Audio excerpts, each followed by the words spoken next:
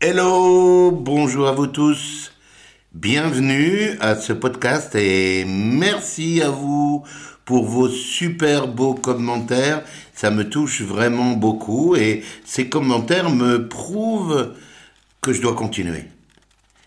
Est-ce que je dois continuer ? En tous les cas, vos commentaires sont absolument géniaux, merci. Au dernier podcast, ensemble, on a tout vu pour tracer ton itinéraire vers le succès. Ton plan d'action avec les 4 planifications. Tu t'en rappelles ? Tu les as bien notées. Ces planifications et ton plan d'action doivent être une véritable carte au trésor. Tu veux réussir ? Est-ce que tu veux réussir ? Ah, réussir. La réussite nous met en mémoire des images merveilleuses et positives. Réussir, c'est avoir de l'abondance. Réussir, c'est prospérer. C'est aussi la sécurité matérielle pour toi, pour ta famille. C'est où ça peut être des voyages, la maison de tes rêves. C'est aussi la confiance et l'admiration de ton épouse ou de ton époux et de tes enfants. C'est aussi se respecter les autres, s'aimer, aimer les autres. C'est pouvoir facilement, pourquoi pas, aider, gâter les autres. Réussir, c'est aussi être un vecteur positif pour ton environnement, pour toi, mais aussi pour la planète. C'est de plus en plus de satisfaction et vraiment des satisfactions réelles de bonheur. Réussir, c'est être gagnant. Réussir, c'est un accomplissement. En fait, quand on pose la question, tout le monde veut réussir. Tout le monde veut jouir de ce que la vie a de meilleur à offrir. Personne n'aime la médiocrité, ou bien personne n'aime être une personne de seconde classe et vivre toute sa vie en seconde classe. Et toi ? Est-ce que tu veux être une première classe ? Et vivre en première classe ? Oui ? Oui ? Alors, il va falloir agir. Mais agir pas n'importe comment. Agir avec la bonne posture, c'est-à-dire avec l'attitude. C'est-à-dire l'attitude de celui qui est en route vers le succès, qui est en route vers le sommet. C'est l'attitude de celui qui a du succès. Cette confiance doit transpirer par toute ta peau, par tes yeux, par ton sourire, par tes paroles. N'oublie pas qu'on ne prête qu'aux riches. Ta posture doit être celle de la personne qui avance, doit être l'attitude de la personne qui ne remet rien au lendemain, celui qui agit, celui qui sait et qui détermine ses actions profitables. Cette posture, c'est l'attitude positive. Et elle se fait jour dans 3 domaines particuliers. L'attitude physique, l'attitude verbale, l'attitude mentale qu'on appelle aussi l'AMP. Alors, je te propose là aujourd'hui de te parler de ton attitude physique positive aujourd'hui et de ton attitude verbale positive. Et on fera, là c'est clair, on fera tout un podcast sur l'AMP, l'attitude mentale positive, parce que là, il y a trop de choses importantes à voir, et on le verra dans un prochain podcast. Entre parenthèses, avec Sabine, on est en train de finaliser une formation particulière pour vous. Ce sera la première formation. Pédagogiquement, elle est pratiquement au point. Elle sera gratuite, c'est notre cadeau. Cette formation va porter sur comment élaborer un plan d'action sans faille, avec action soutenue, qui te mènera sans aucun doute au succès. Dites-nous sans embâche ce qui la souhaite. Et écrivez-le en message personnel, sur Facebook, sur Espéride, comme vous voulez.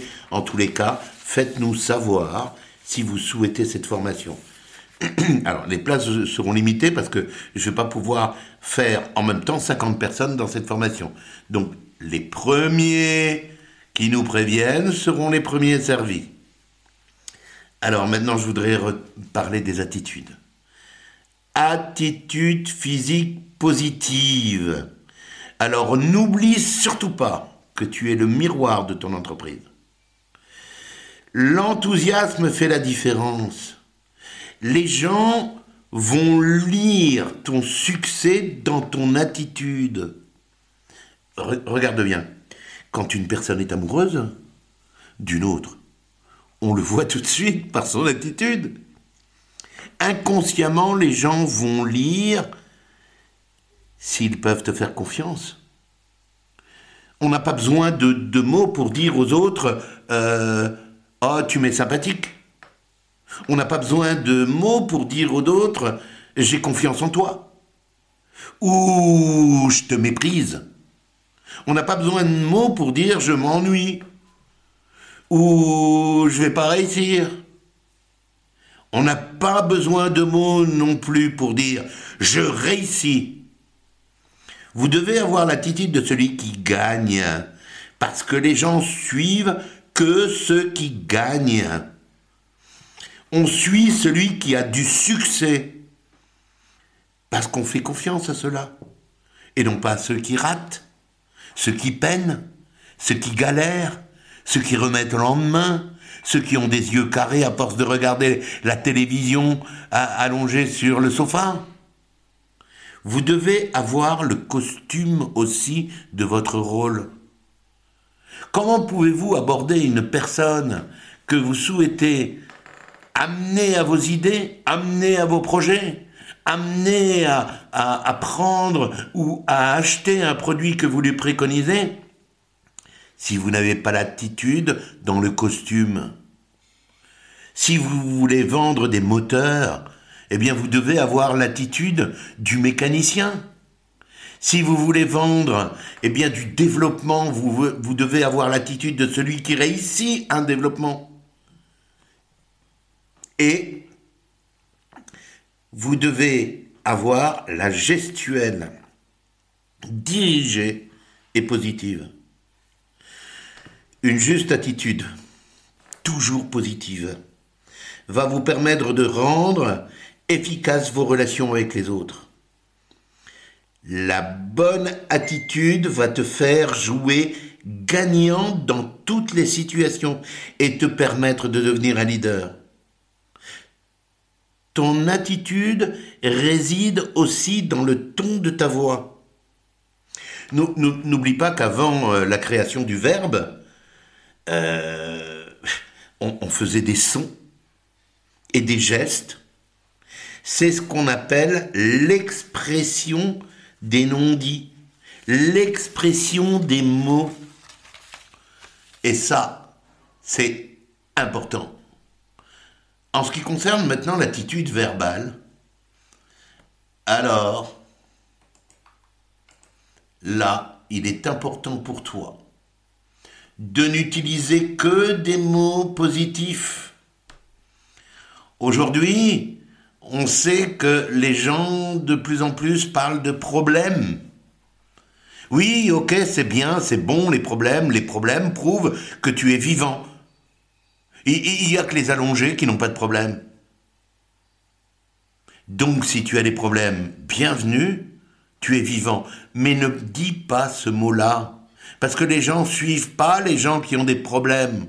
Les gens suivent les gens qui ont des challenges, qui relèvent des défis, et non pas qu'ils règlent des problèmes.